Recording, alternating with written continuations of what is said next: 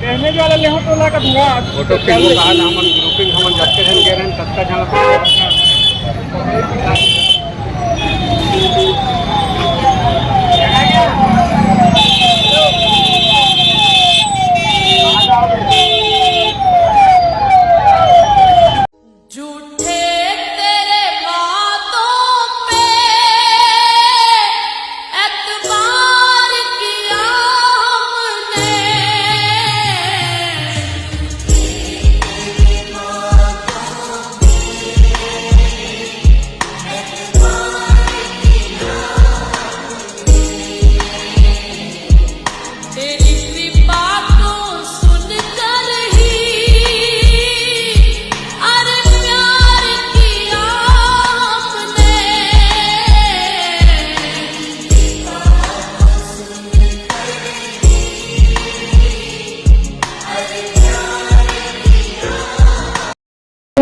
के बीच में श्री मिथिलेश नगर जमीन के कार्यकर्ता खड़े हुए हैं।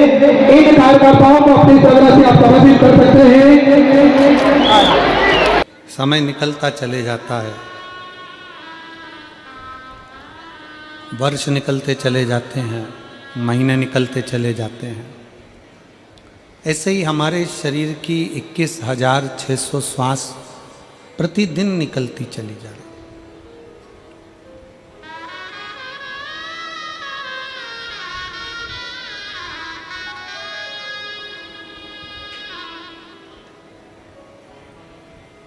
और हम उन 21,600 श्वास में अपने जीवन को कैसे जी रहे हैं और कैसे भगवत भजन कर रहे हैं, ये आपके ऊपर निर्भर करता है।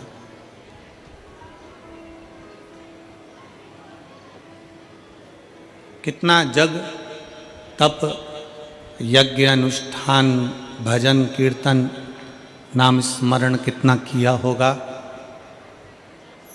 बहुत बहुत भगवान से प्रार्थना करी होगी, तब जाकर ये मानव का शरीर मिला।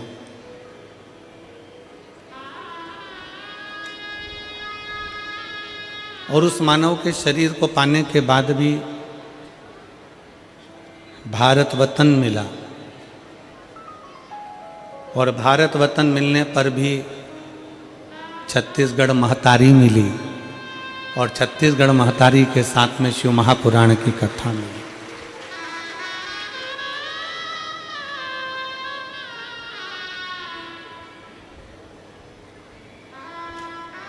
कुछ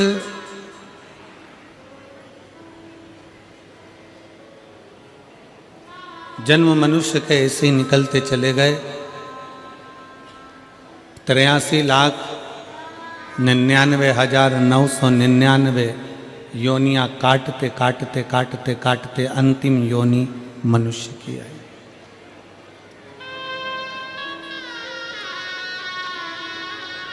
और उस मानव योनि में भी अगर हम भगवान का भजन ना कर पाए तो फिर वापिस पुनरपि जननम पुनरपि मरणम, फिर जन्म फिर मृत्यु, फिर जन्म फिर मृत्यु।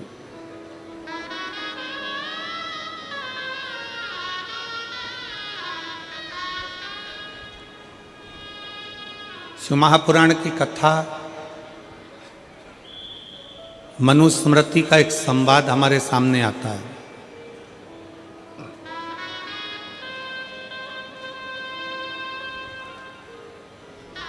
मनुस्मृति में कहा गया है कि अगर कोई अतिथि अपने दरवाजे पर आए तो उसको भोजन अवश्य दो।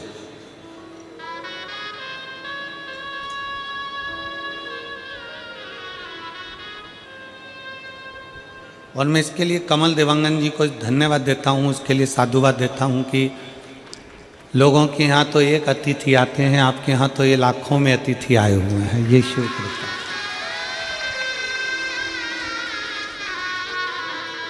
और कोई आपके माता पिता की पुण्याई है कमल जी, कहीं आपके माता पिता की पुण्याई है, कहीं दादा परदादा की पुण्याई है, और कोई पुण्य पूर्व का करा होगा जो ये आप इस पवित्र कथा के यजमान पद ग्रहण कर कर इतने शुभ भक्तों का मुख झूठा करा रहे हैं, उसके साथ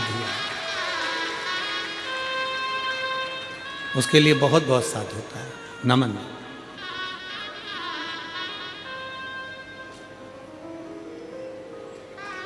कमल देवांगन जी के परिवार वाले कह रहे थे, गुरुजी आपका ड्राइवर कह रहे थे कि हम सीहोर गए थे गुरुजी, पर आप मिले नहीं थे। कहीं कार्यक्रम चल रहा था, कथा चल रही थी, आप वहां पर थे। मैं कहूं देवांगन जी, हम जब सीहोर से चलते हैं तो हमको ये भी नहीं मालूम रहता कि कथा का यजमान कौन है, क्योंकि आप पूरी कथाओं का लाइन से निकालेंगे तो हमको ये अंदाजा कभी नहीं रहता कि कथा का यजमान है कौन। समितियां कथा लेती है, कौन यजमान बनता है, कौन बैठता है, कौन पूजन करता है, कौन भगवान का भजन करता है। हम तो जब कथा करने के लिए व्यासपीठ पर जाते हैं तो जो सामने पूजन करने बैठता है उसको शंकर और पार्वती मानते हैं और शंकर पार्वती का स्वरूप मानते हैं,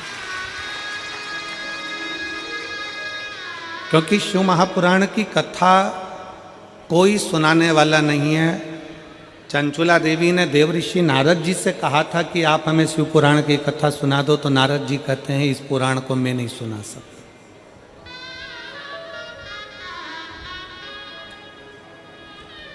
इस पुराण को मैं नहीं सुना सकता, क्योंकि मैं एक जगह पर स्थिर रहकर इस कथा का वाचन नहीं कर सकता, क्योंकि मुझे श्राप लगा। फिर शंकर की कथा कौन बाचेगा? तो कहा भागवत के वाचने वाले हों, राम कथा के वाचने वाले हों, विष्णु पुराण के वाचने वाले हों, सारे पुराणों को वाचने वाले होंगे, पर शंकर की कथा का वाचने वाला कोई दूसरा नहीं हो सकता। वो शंकर का ही कोई कृपा पात्र होगा जो शिव महापुराण की कथा का वाचन करेगा। तो शिव की कृपा से चंचुला देवी को तुमरुका जी मिले।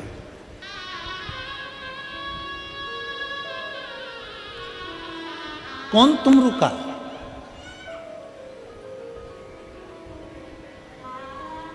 तुमरुका कौन? वो तुमरुका जिसका स्वरूप नारद जी जैसा है और मुख घोड़े का लगा। वो भी करताल बजाता है, वो भी बीणा बजाते हैं। नारद जी एक जगह नहीं टिकते, वो चलते रहते हैं, और तुमरुका जी एक जगह पर रहकर भगवान शंकर की ऐसी भक्ति करते हैं कि मुख में अन्न का दाना नहीं लेते, केवल बेलपत्र के वृक्ष पर कोई जल गिरता है आसमान का, उस जल को मुख में धारण कर लेते हैं। अन्यथा तुमरुका जी भूखे रहकर शंकर की भक्ति में 24 घंटे डूबे रहते हैं।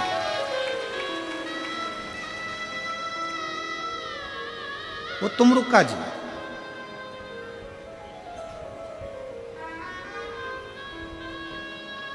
एक बार नारद जी के भांजे से तुमरुका जी की मुलाकात हो गई थी।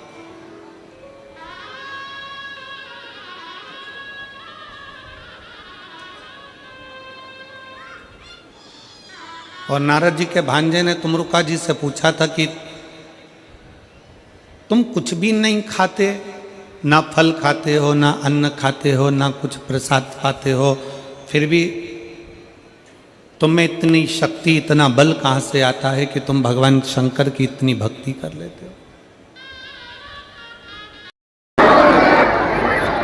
सभी भक्त थोड़ा और भी मन सागर में गौर करेंगे। हर हर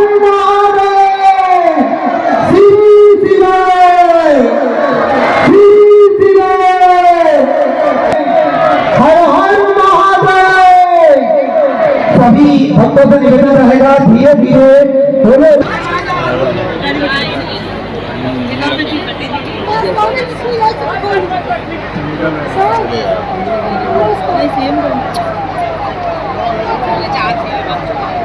सभी का निवेदन रहेगा किसी भी प्रकार की धक्का मुक्की कोई भी भक्त न करे।